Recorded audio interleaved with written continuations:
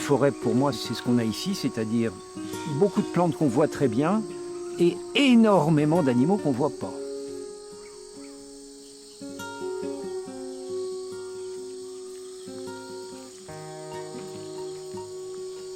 Tous les groupes vivants, champignons, bactéries, plantes et animaux, doivent être présents pour qu'on ait vraiment une forêt.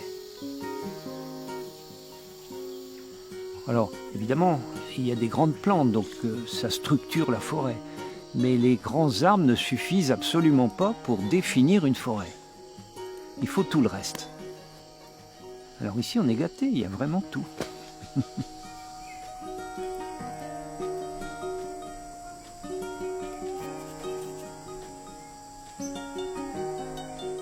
On a des forêts, et donc des forêts tropicales, depuis le Dévonien, c'est-à-dire 380 à 350 millions d'années en arrière, c'est-à-dire que c'est inconcevable pour l'esprit humain.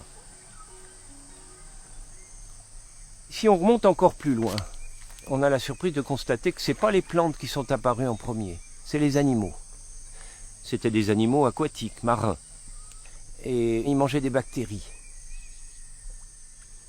Et puis petit à petit, ce sont ces bactéries qui ont évolué en plantes.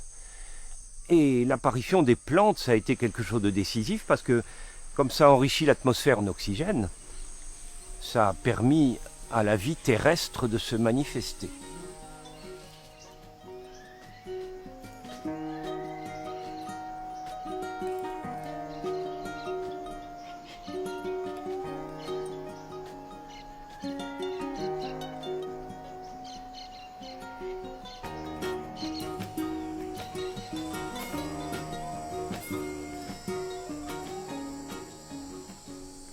Donc les continents se sont couverts de végétaux, petits d'abord, au ras du sol.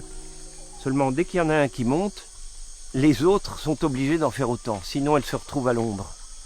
Et pour ça qu'il y a eu une course en hauteur jusqu'à donner le système qui nous entoure, jusqu'à la forêt. Ça n'a jamais cessé jusqu'à nos jours. Bien sûr, c'est plus les mêmes plantes, puisque l'évolution a fait son travail. Mais les forêts elles-mêmes n'ont jamais cessé d'exister sur cette planète. Donc c'est quelque chose d'extraordinairement ancien.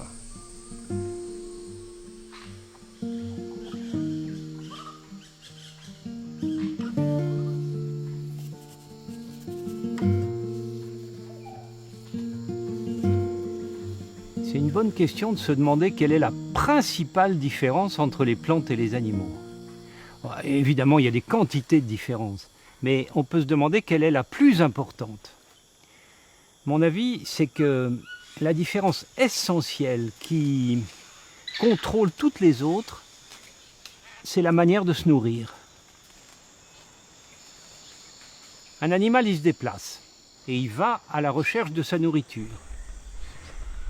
Étant donné qu'il cherche sa nourriture, c'est pas étonnant que les organes des sens, notamment les yeux, l'odorat et évidemment la bouche, soient sur l'avant. Et puis, comme les animaux en général et l'être humain en particulier, nous n'avons aucun intérêt à conserver nos excréments, eh bien, ils s'en vont par l'autre côté et notre mouvement nous en éloigne. Tout ça est assez logique. Mais c'est lié, encore une fois, à notre alimentation à base de proies.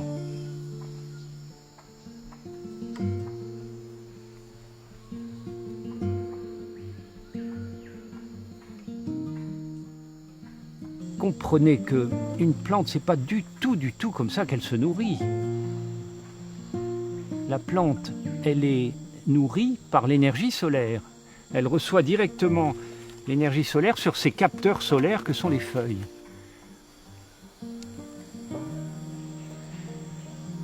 Dans ces conditions, il est facile de comprendre que la plante, elle n'a pas besoin d'être mobile. L'immobilité lui convient très bien.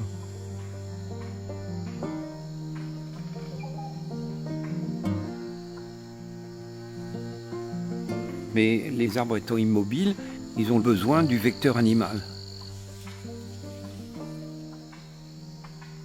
Alors c'est évidemment ça la définition d'une forêt, c'est un écheveau de relations entre les êtres vivants.